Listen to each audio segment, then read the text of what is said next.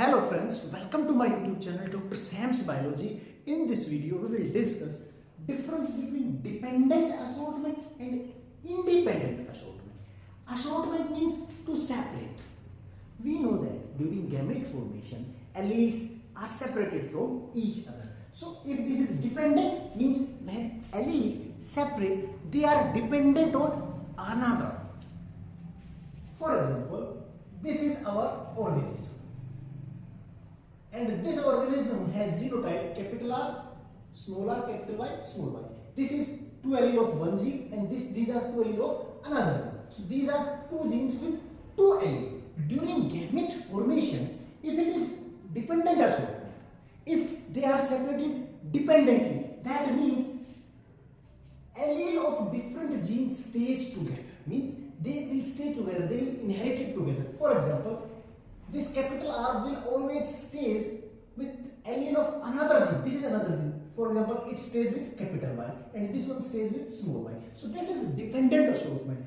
Allele of one gene stays together with allele of another gene. In this example, capital R stays with capital Y. So this is dependent assortment. Small r stays with small I. So here in dependent assortment, there will be two gametes, capital R, capital Y and small y. But in case of independent assortment, as its name suggests, assortment is independent. Means here alleles of different genes are inherited independently, means they are not dependent. So this allele is not dependent on this and also not dependent on this, and this one allele is not dependent on this and this. They will separate independently. So this is independent assortment.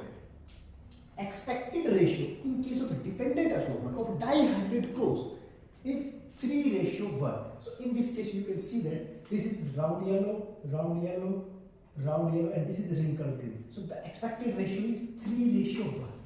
But in case of independent assortment, dihybrid ratio, expected ratio of dihybrid cross is 9:3:3:1. So this is expected dihybrid cross ratio. So this is difference between dependent and independent assortment. In case of dependent assortment, in this example, you can see that capital R allele always stays with capital Y. So look, this is allele of different gene and these are allele of different gene. This is one gene, this is another gene. So here in this example, capital R always stays with capital Y and small r always stays with small y. So both you can see that these are dependent on each other. These are dependent on each other. But in case of independent assortment, so this is genotype. This capital R can form gamete with capital Y or small y. Similarly, this small r can form gamete with capital Y and small y. Means alleles form gamete independently. This capital R can form gamete with this one, with this one. This can form gamete with this one and also with this one. So this is difference between dependent assortment and independent assortment. In case of dependent assortment, allele of two genes are inherited together. In this example, capital R and capital Y are inherited together, small r and small y are inherited together. But here they are not inherited together, they are inherited independently.